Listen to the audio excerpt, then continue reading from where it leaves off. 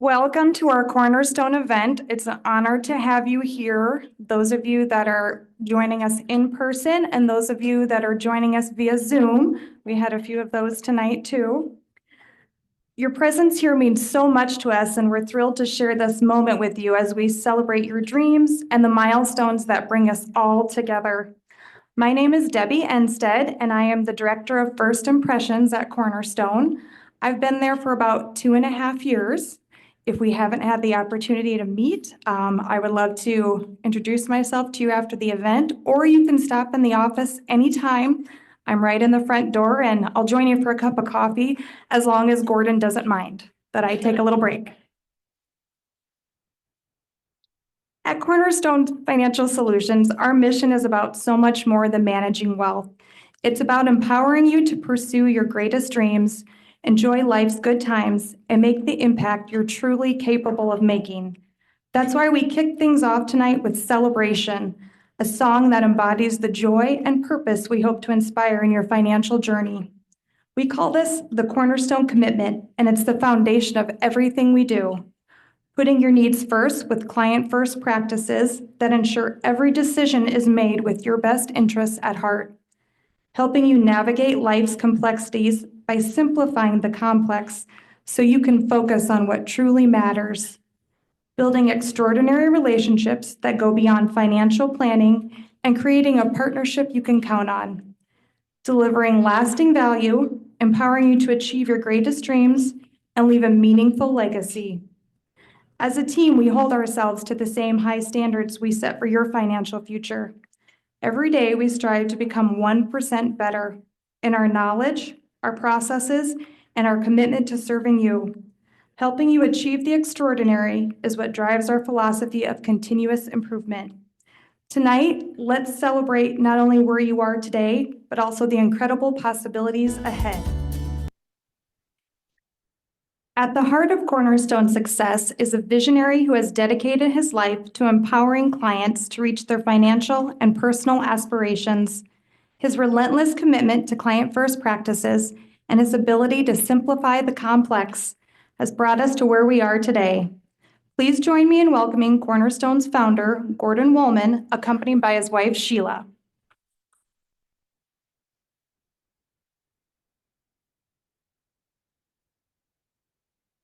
Next, I'd also like to take the time to recognize a very special group of individuals who hold a meaningful place in our Cornerstone family.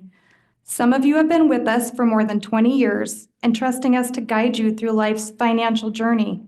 Others serve on our advisory board, sharing valuable insights that help us grow and improve. And some of you are client ambassadors, generously sharing your experience with others and helping us build extraordinary relationships.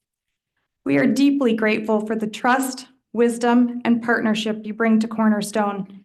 Your support and dedication inspire us, and we couldn't do what we do without you. Join me in showing our appreciation for this incredible group. Please stand if you are a client of 20 years or more. If you are a member of our advisory board, and if you are a client who brought a guest tonight.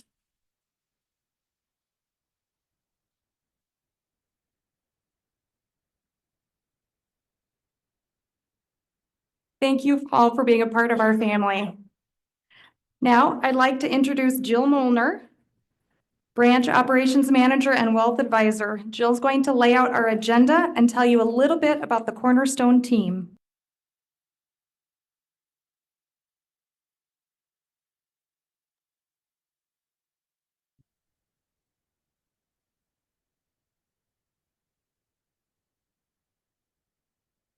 Good evening, everyone. As a part of our ongoing dedication to empowering you with knowledge, tonight's event is designed to provide actionable insight that you can apply to your financial journey. We're packing a lot of information tonight, so here's a quick agenda. I'm going to provide an overview of the Cornerstone team structure and the benefits of having an advisor team working with you. Jory is going to provide a brief market update, and then the main event is a guest speaker. We're thrilled to have Jessica Rice with Raymond James. Jessica works on the front line of cybersecurity and is going to share not only information about the tools and processes that Raymond James utilizes to keep your information private and secure, but how you can enhance your online security. And then Sarah is going to wrap up the evening sharing some Cornerstone happenings that you don't want to miss. At Cornerstone, we guide families to dream, build, and leave their lives in legacy. We help you plan for all the unexpected moments, whether they're good or bad. And every year, our leadership team meets and evaluates how Cornerstone can better plan for unexpected moments for us. Life is unpredictable. At any time, any one of us in this room is going to become unavailable at some time for many different circumstances. So whether you're sick or you have family commitments, time off or travel, whatever it might be. So although we keep very detailed notes, we feel it's important to have a relationship and contact with multiple team members. We want every client of Cornerstone to have at least 2 advisors that are comfortable with you, your accounts, and your financial plan. So you may have heard or seen that there was a Super Bowl that was played just a couple days ago. I personally have ties to SDSU. My husband and I both graduated from SDSU, and we joke that we bleed blue. So although I didn't have my team playing in the Super Bowl, we were personally rooting for the Eagles. You may or may not know that there is a guy on the team, Dallas Goddard, who was an SDSU alumni. He's also a native of Britain, South Dakota, which is where Jory resonates from as well. And so we were excited that the Eagles won. I lost my voice, not because I was screaming at the Super Bowl so much. I really don't know why. So I'm struggling tonight a little bit. But anyway, since the big game was just a couple days ago, it really got me thinking about how important it is to have a team of players and coaches to a football team, and how everyone has a very important role. So having a financial advisor team set up is kind of like having a starting quarterback and a solid backup quarterback on your football team. So you can think of the starting quarterback as your primary advisor. They're the ones that's leading the offense. They're calling the plays, driving the team forward. But if they get injured or get sick, go on vacation, your dual advisor is ready to step in without missing a beat. They've studied the playbook and know the strategy and can keep the team moving forward. You may or may not have had a joint meeting with your financial advisor team so far, but know that this is a focus for us this year going forward. But we have a whole team here at Cornerstone, not just financial advisors, and we all have roles and work together. Sorry, I forgot my one job of doing the clicker. Debbie was really concerned about the clicker, and then I forgot about it. But we all have different roles on the team, but we work together. So similar to why a head coach of a football team has offensive coordinators and defensive coordinators and special team coaches and running back coaches and a host of other coaches. The head coach is that primary advisor who oversees the big picture and sets the strategy. But your offensive coordinator, you can think of them like the client relationship managers. So the Shannons and the Shelbys and Riley, if you haven't met Riley, she's the newest addition to the client service team. They specialize with different plays and make sure that the plan is executed flawlessly. So together we work in sync to adapt to challenges and maximize opportunities.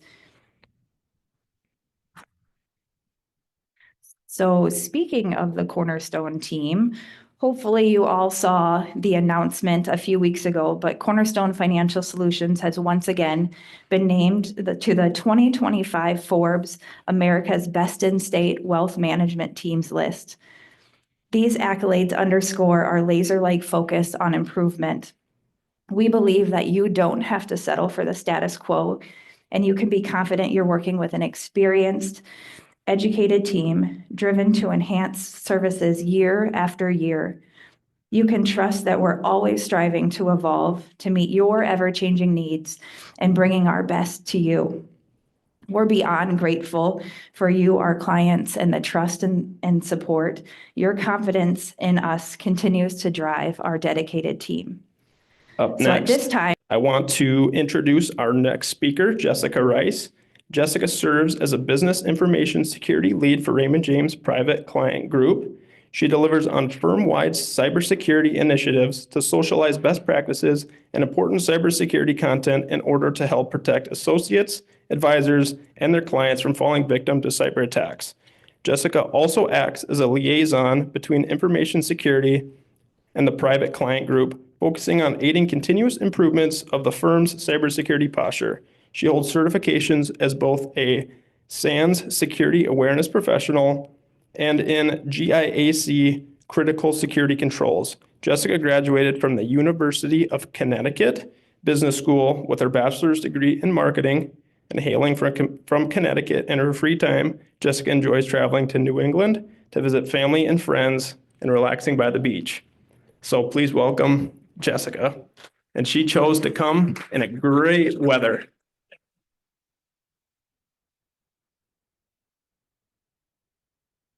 Thank you. Yeah, I'm no stranger to snow, but it was pretty jarring to open the plane window and see all white yesterday. So thank you, everyone, and super happy to be here. Where is the clicker? Right there. Okay, great. So we don't have a ton of time, but we're going to get into some of the information security topics that we should all care about as individuals and start understanding what Raymond James in partnership with Cornerstone is doing to protect your information. So first, we'll start off thinking about the general high-level umbrella of cyber threat, right? A lot of the times we will see a headline about a company that was compromised, maybe hit with ransomware, paid millions of dollars to restore data. Or you may have gotten a letter in the mail talking about my data has been exposed and you're not quite sure what to do. Or you could have received a suspicious phone call and you're not quite sure who was on the other end of the line and what they were after. We're going to break down some of those risks today and kind of talk about what we as individuals can control when it comes to some of the attacks that may be targeting us. And then the things that more of an enterprise-wide information security program like Raymond James is taking care of for us. So the first large-scale tone that we're going to talk about is the umbrella of social engineering. So social engineering is important and what we can influence as individuals because really it relies on a cyber criminal reaching out to an individual and asking for information.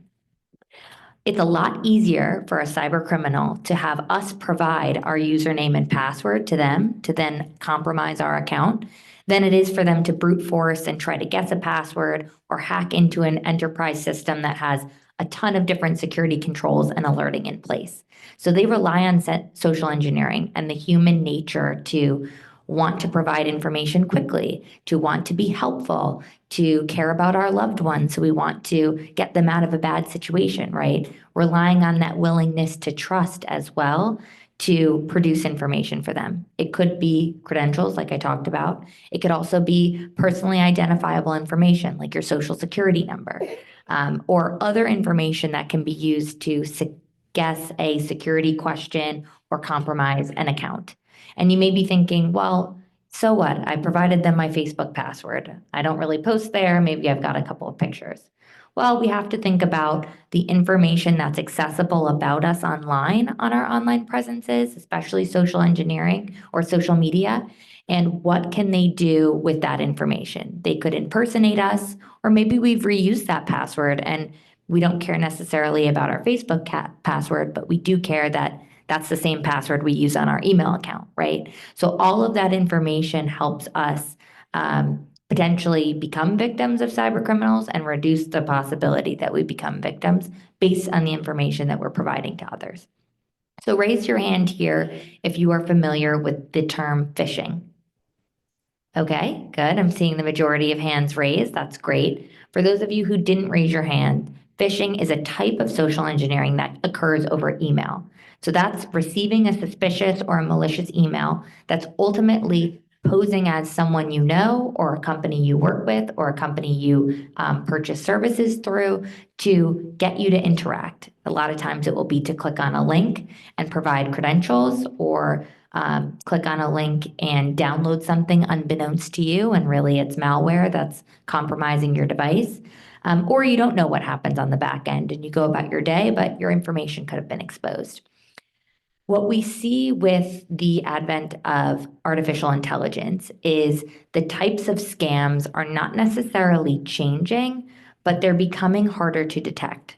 So it could be the case that a cyber criminal is leveraging artificial intelligence to craft the emails that they're sending you, to make sure it looks like a Netflix subscription renewal or your Amazon package delivery notification, right? To make sure that they're using images that are closer to the branding of reputable companies that we may trust, or to make it sound like a conversation that you've had before.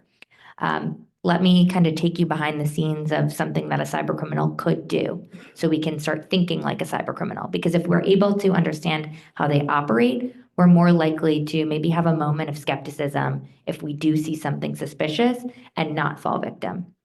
So let's say a cyber criminal is scouring the dark web and they are looking for any information that they can use to gain access anywhere. They don't care where, right? They're looking at a random list of data points. It could be that LinkedIn, I'll pick on them.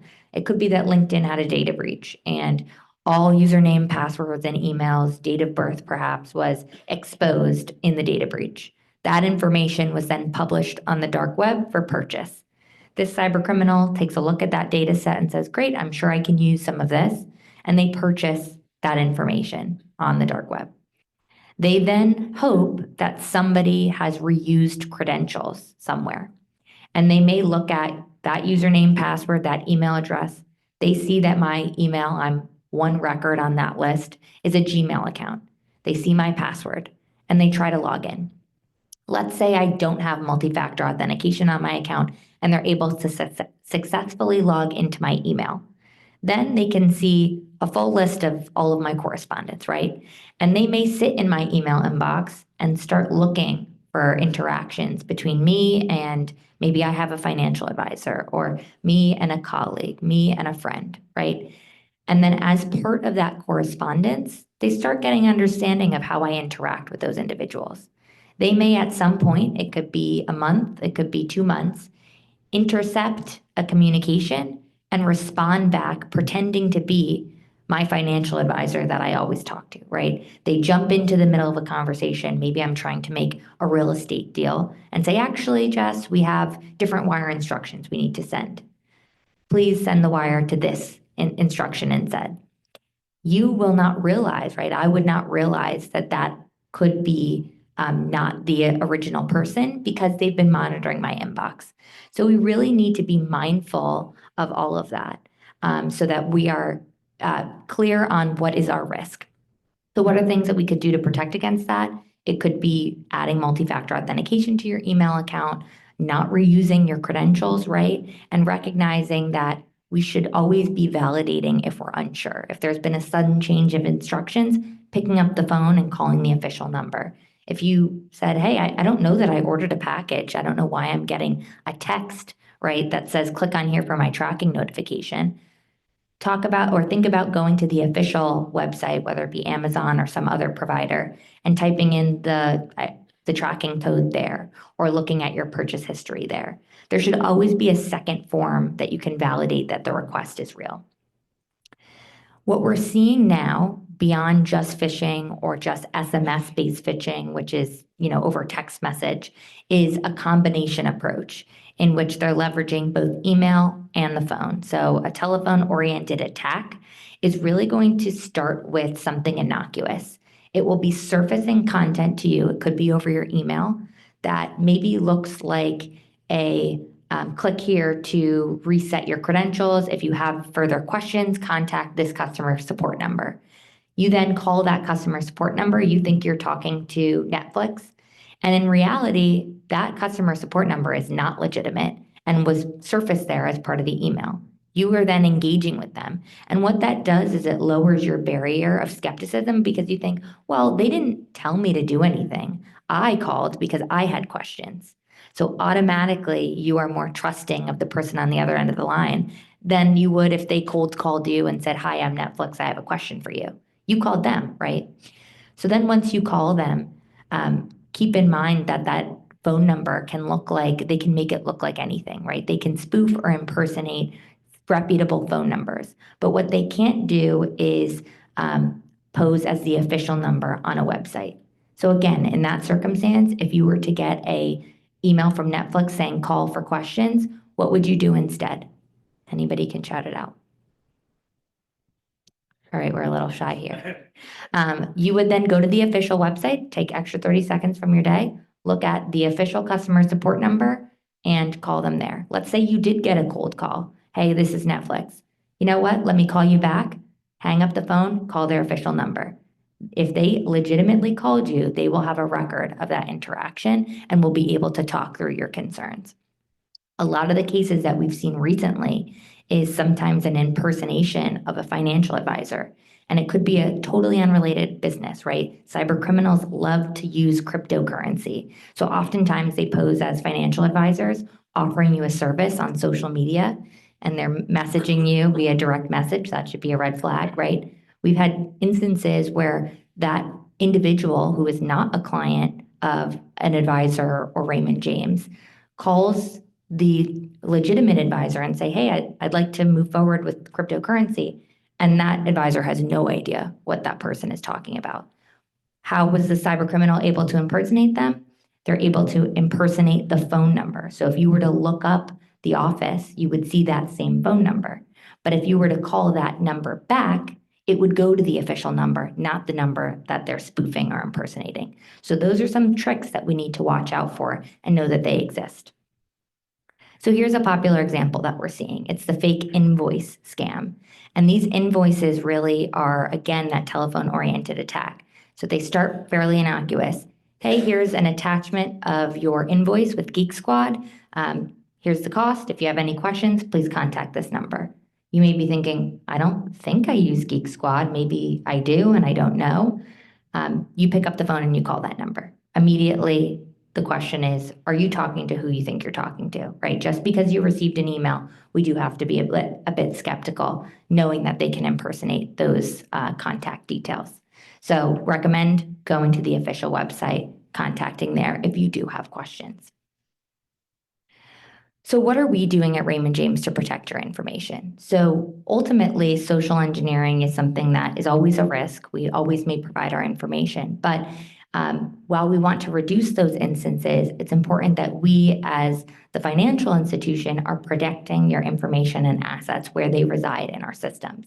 So we want to make sure that we have a strategy that is foundational so that as cyber risks evolve, we are covering all of the foundational components of those. And what we see is, yes, maybe there's a new flavor of risk. They're using artificial intelligence, maybe crafting better lures, but it's not fundamentally changing the risk landscape or the type of social engineering that's being conducted.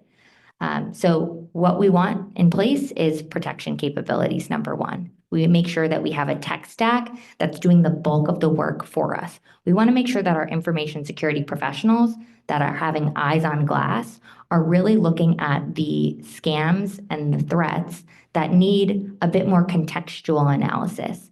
We want to make sure that our tools are blocking a bulk of the noise, right? We see hundreds of billions of logs every year of activity directed towards us that we're able to block and drop at our perimeter so that it doesn't do any further damage. That's making sure we have the right tools in place.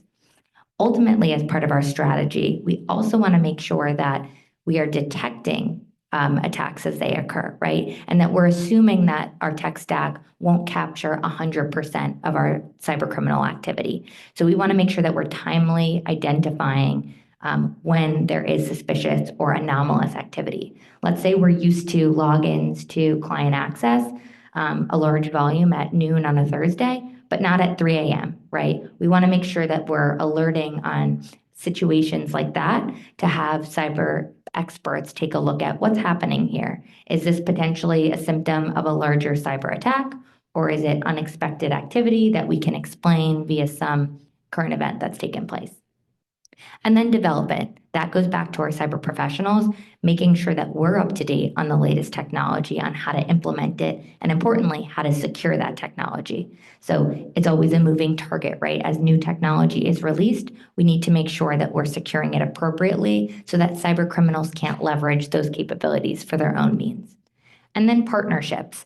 Partnerships is really important in the information security space, and it's a little bit different when you think about the general competitive landscape, right? When it comes to information security, all financial institutions are on the same side against a cyber criminal. So we, as part of Raymond James, partner with a lot of those financial institutions and share information. Oh, you're seeing that style of attack? What were the signatures? What were the key risk indicators? Then we can take a look at our own network and see, did we have the same activity? And if we did, how did we respond? Oh, we can make a tweak here to our alerting. We'll then do that. We also partner with law enforcement. Raymond James's goal is not to, be a offensive, right? We're strictly being defensive when it comes to our systems and applications. We want to make sure that we're bringing as much pain to our adversaries as possible. If they target us, we take their infrastructure offline, but we're not prosecuting. So we'll package all of that information up to our law enforcement partners, and a lot of the times they can levy arrests against some of the individuals that we've identified. So that's a success for us and ultimately lowers some of the attack activity that we see coming from whether it be individuals or cyber criminal groups. So all of that strategy culminates in what we call a defense in-depth approach, which is really the concept that cyber criminals are looking for low-hanging fruit, for weaknesses that they can exploit with minimal effort. We as the institution want to make sure that it's as difficult as possible for a cyber criminal to compromise our networks. So we have an overlapping approach to make sure that there's a multi-layer perimeter that cyber criminals would need to get to any of our information. And what does that look like in practice? So let's take email. We talked about phishing. Ultimately, phishing and email is still one of the #1 threat vectors because cyber criminals know we're managing email, whether it be a primary communication tool in the workplace or with our friends and colleagues.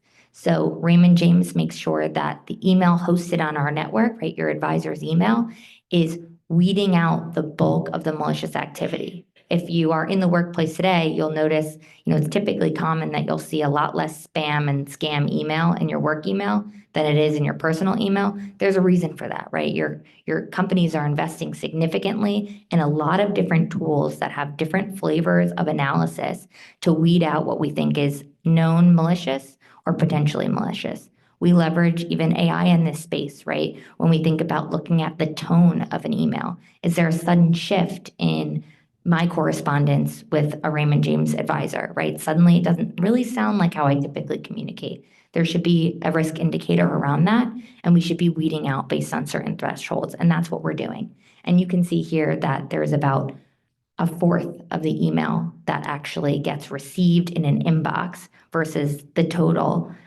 in any given quarter. So that really shows you the volume that we're deeming as malicious and are able to protect against.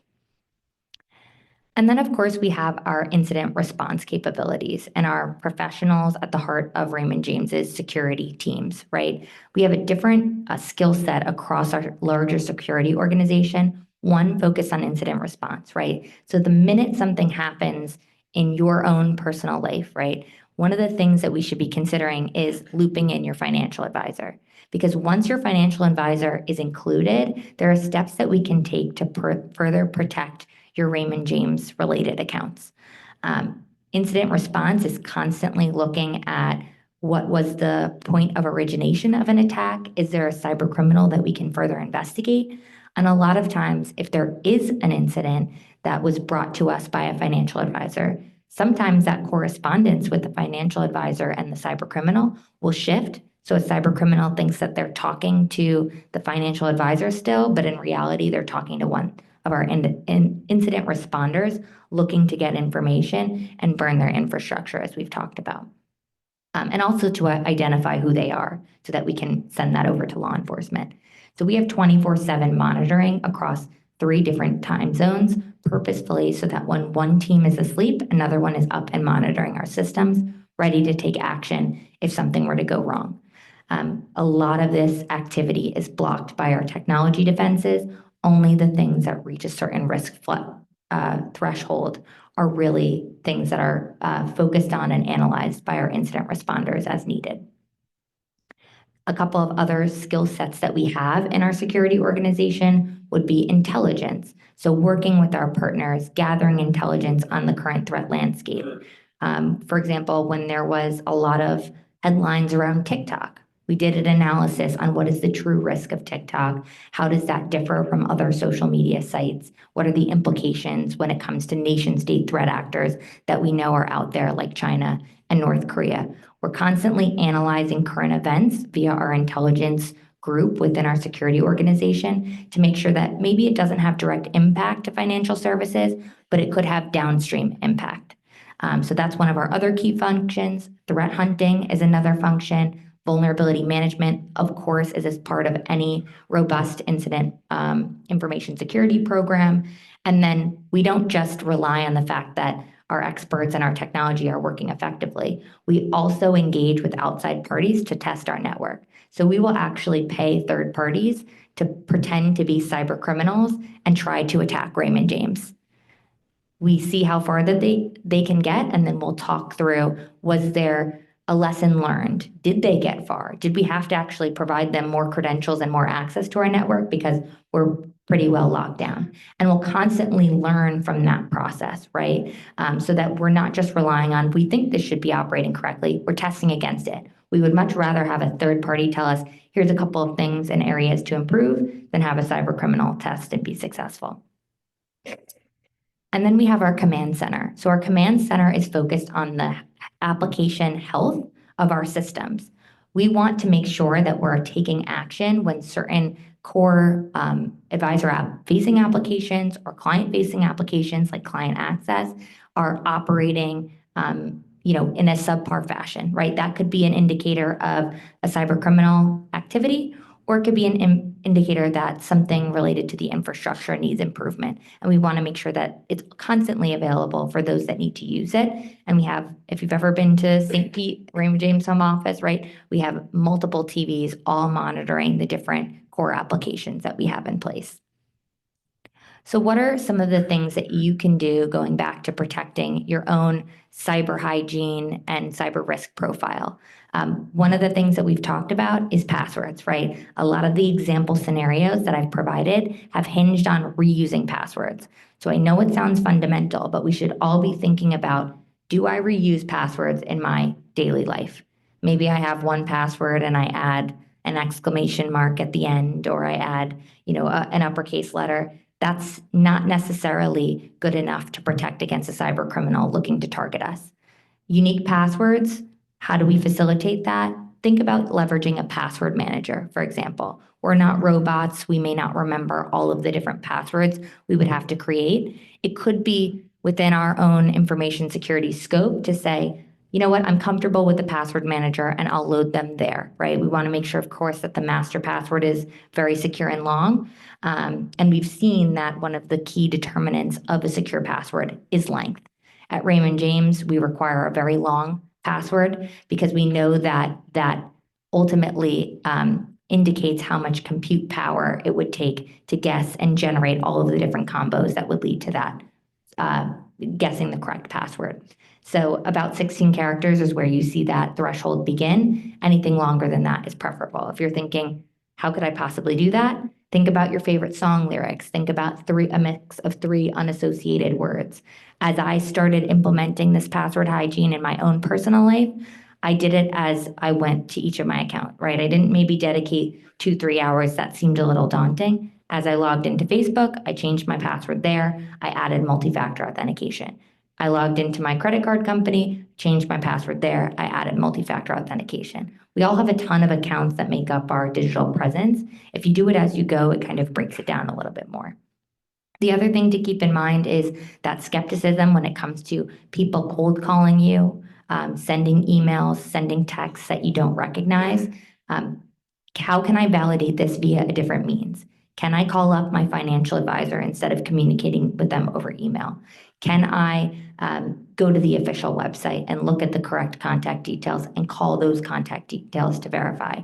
I have somebody claiming that they're my granddaughter, right? Can I call my daughter to confirm that my granddaughter was actually reaching out to me? We see a lot of those cases with loved one and grandchild scams where somebody, a complete stranger, will call you posing as a loved one and say, I'm in a bind, I need $20,000 to bail myself out of jail, right? Please don't tell my mom. And in cases, people do fall victim because they want to be helpful. If you called back and validated via different means, that could lower your risk of falling victim there. And then some general device hygiene, right? Do you have automatic updates turned on your computers? Are you deploying your iPhone security update? Sometimes we think these updates are a nuisance. We have to wait till we're, later in the night or till we're plugged into a charger. Keep in mind that a lot of the updates that we receive from third parties we use or our mobile phones are not just new features. They're providing critical security patches that resolve vulnerabilities. And sometimes those vulnerabilities can provide a cybercriminal remote access into your devices. So we really want to make sure that we're operating and acting on that in a timely manner.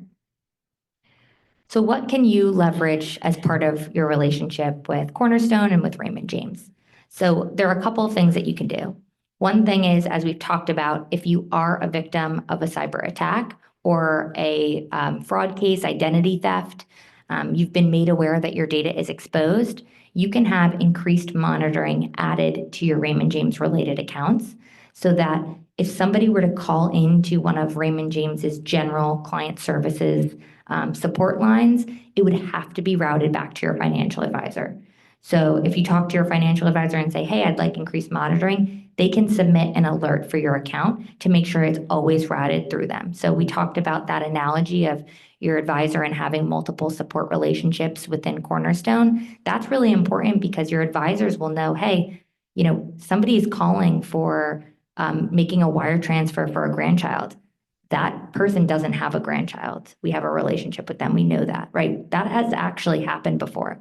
So your financial advisor can a lot of times stop threats from occurring if they're aware of it. Adding that increased alerting on your account can help. Leveraging the encrypted email that we provide through Raymond James. So you may notice that sometimes it's a little bit harder to access certain email correspondence if it's encrypted. You have to log in using your client access password. That's so that we can securely share sensitive information like personally identifiable information or account details in such a way that if your email account was compromised, they would not have access to your account information. So leveraging that encrypted channel, making sure that you're replying to the thread that your advisor has encrypted is really important to securing your information. And then the other piece is thinking to yourself, hey, maybe I don't want to have all of this sensitive information over email. I'm not really feeling great about my technology ability, and I'd like to just take it off email. Think about leveraging our file sharing tool within Raymond James. I've used that for an example with my own financial advisor, and I say, hey, view that as a red flag. If you see that I have, if I always upload personal tax documents, other important information directly into client access via the file sharing tool. If suddenly you see an email from me that says important document with this PDF attached, that should serve as a red flag that that's not something I would typically do, right? From my perspective, when we think about the ultimate investment that we have in our technology defenses, I would much rather use an enterprise technology that we know has millions of dollars invested to make sure that there's information security controls, compliance and supervision controls in place than trust that our free email account, right, is covering our bases. So think about leveraging some of those tools to reduce your exposure. And then engaging your financial advisor, right, should something happen so that we can closely monitor your account. And then lastly, one of the things I would like to discuss is our client promise. So a lot of the times we're talking about certain risks that we really have no control over. We talked a lot about social engineering, but there are times where we will get that letter in the mail, as I'm sure we all have at this point, about a data breach where information was exposed, or client loss where money was moved out of your account and you had nothing to do with it, right? It just happened based on a ransomware attack or something like that. Raymond James has formalized into policy a client promise, which really states that we will reimburse any financial loss to your Raymond James related accounts if there was a cyber attack to occur due to no fault of your own. So it really helps address those what if style scenarios where you've just been made aware that a cyber crime has occurred in your account. Raymond James has extensive insurance policies in place to help protect your information and, importantly, your assets. So with that, I will open it up to any questions. And then, of course, I know we're a bit short on time, but I'm happy to stay after to talk through any specifics as well. You over there? In the news, there's a lot of discussion on Elon Musk scooping up all kinds of personal data from the United States government. Does this pose any kind of risk? So yes, I would say in general, data privacy is a big concern across the board. We see international countries. Let me restate for the webinar as well. There was a question around Elon Musk gathering private information and our data, and what does that mean for us? Should we be concerned? I think it's a larger picture when it comes to data privacy, in short, because in the United States, we have negative consent, right? Where we have to accept or reject cookies, that's tracking our information on websites. Privacy disclosures are long and extensive. We see internationals take a harder line on data privacy. We know that we're moving in that direction. Specifically, certain states like California and New York are becoming a lot more prescriptive on the data that you can collect and gather. I will say financial services as a whole seems to be a bit farther ahead than our governmental agencies when it comes to data protection, right? We're more closely regulated in that space. We have to answer really specific questions about where data resides, how it's encrypted, and how we validate that. What we've seen as a larger picture when it comes to targeting our governmental agencies, oftentimes some of those controls are not as mature as we would expect. So Elon Musk and his particular involvement, I'm not quite sure. And I think a lot of us are kind of watching and waiting and also navigating what's a headline versus what's actually occurring. But we should absolutely be focused on our data privacy and where our information is collected. I mean, you think about what information is already out there and accessible about you. We as individuals can't necessarily always control that unless we choose to be completely off social media. But we still register to vote, right? That information's publicly available. You may be able to look up somebody's address, right, based on their voter registration. So there's a lot of information that's accessible about us. We have to understand and almost operate like our information has already been exposed. When we assume that, how could they possibly know that about me, Jessica Rice? We're more likely to fall victim. So I think we need to monitor that in short, but in general, data privacy is something that we should be keeping top of mind as we engage with these companies and provide our information. Any other questions? ID is a big issue. I mean, like I've had my ID probably 30 years. They haven't changed it. But is there enough, are credentials on the web unique enough as well as like to Raymond James as well? In general, I think when you talk about IDs, are you talking about a username or your driver's license? Username.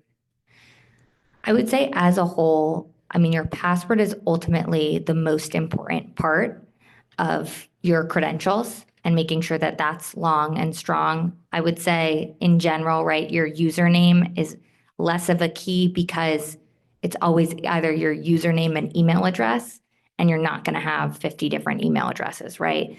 There have been some cases in which we recommend, hey, if you really feel that you were a target and you'd really like to lower your risk posture, maybe you should have an additional email account that's different than the one that you sign up for, your emails or your food subscription service, right? Or the random social media account that you thought you needed but you don't use. You may want to leverage a specific email address for just your financial institutions. But as a whole, I would focus more on passwords.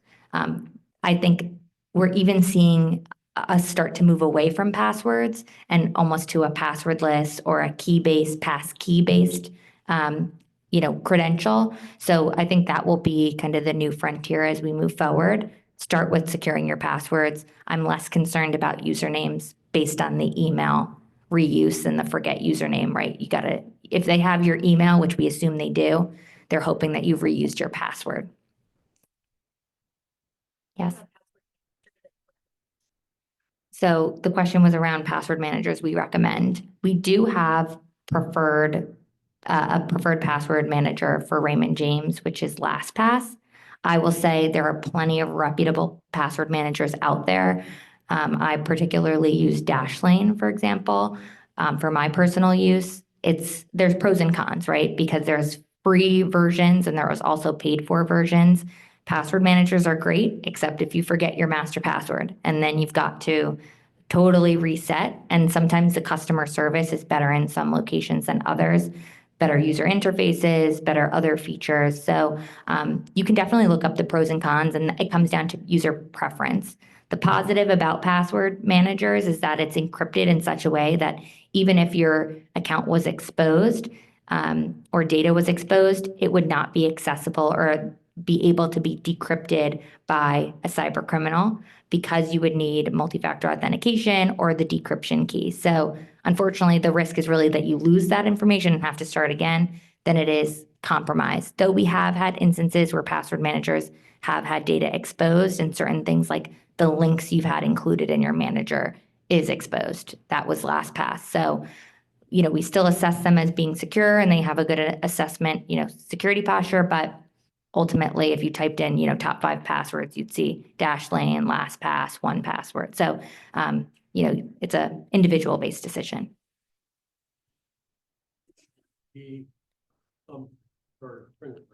Yeah, so facial ID or thumbprint are both biometrics, and highly recommend them as a multi-factor authentication, a second form beyond your username and password.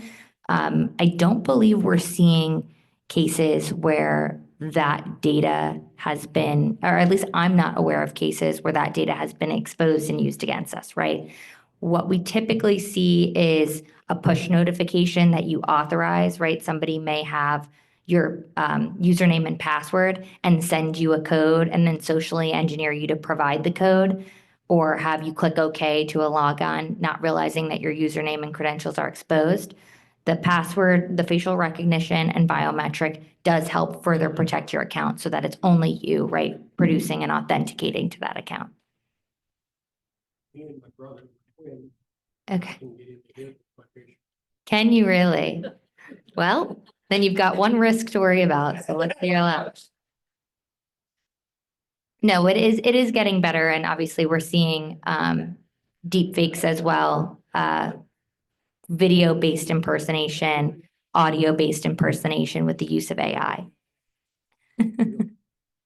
Well, I think in general, there is obviously limitations to like what your camera is capturing and the different analysis there. I will say it's improving over time, but it's a combination of approach, right? There's not one single form of authentication that is 100% bulletproof or a silver bullet to making your account secure. It's about a layered approach. So not only should you have a unique username, you should have a unique password that's long and strong.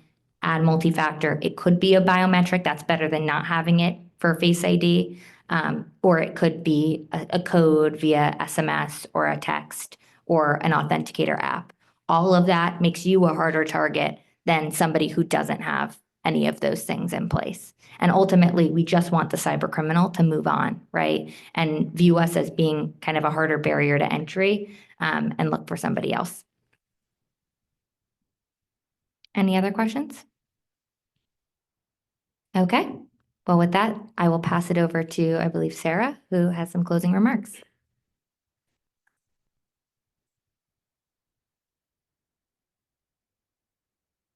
Thank you, Jessica. That was really great information that I think we all took something away from it, and we appreciate you being here and sharing your wisdom with us. So I'll get the clicker out so I don't forget. My name is Sarah Misek. I am the experienced team manager here at Cornerstone. I've been with Cornerstone for about 3 years.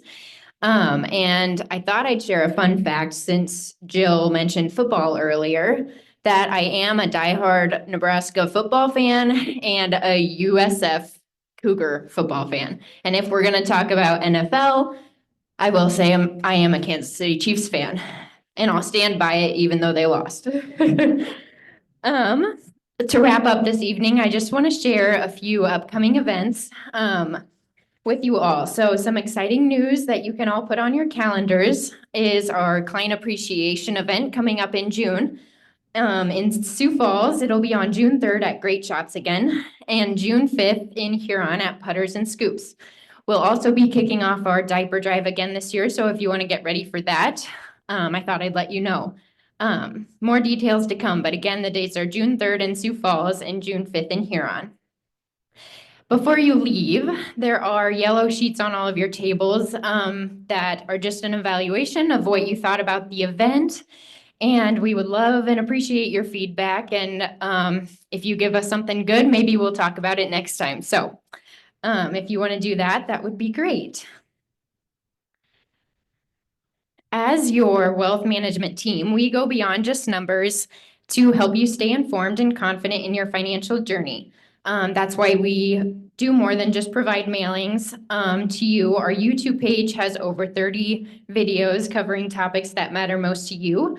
Our website is also packed with informative blogs and tools, and we share these on Facebook. So if you haven't already, you can follow us on there.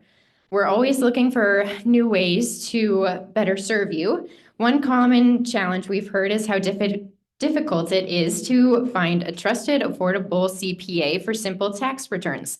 So to meet this need, we've partnered with a CPA, Lisa Holmes, who supports us in developing strategies for our clients' portfolios. And Lisa is actually here with us. So if you want to stand, just so we have a face, and you can give her a round of applause.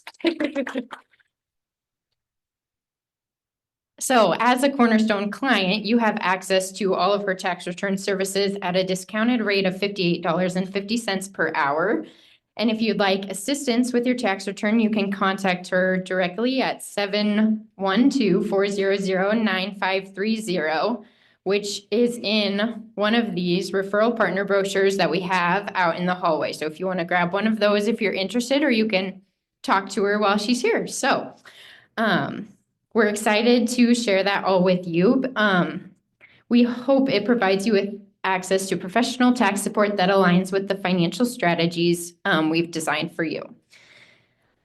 Another service that we offer is our weekly market update, kind of like what Jory gave you, but this is weekly and it goes out via email. And if you haven't signed up for it, you can do that with the barcode or just let one of our team members know. It's just a summary of the key events affecting the financial markets over the past week.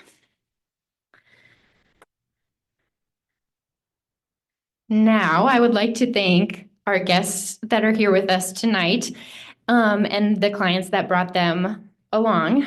Bringing guests to an event is an amazing opportunity for us to share our value with the people that you care about most. So if there's someone that you know that could benefit from our services, you can fill out one of the cards on your tables also to encourage them to reach out to us.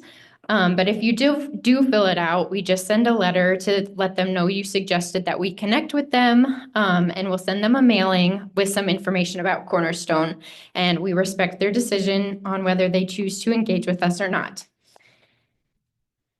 With that being said, for our guests in attendance this evening, we would love for you to become a part of the Cornerstone community. If you would like to sign up for a complimentary no obligation consultation, you can scan the barcode here. If that is something you're interested in, you can let our team members know also.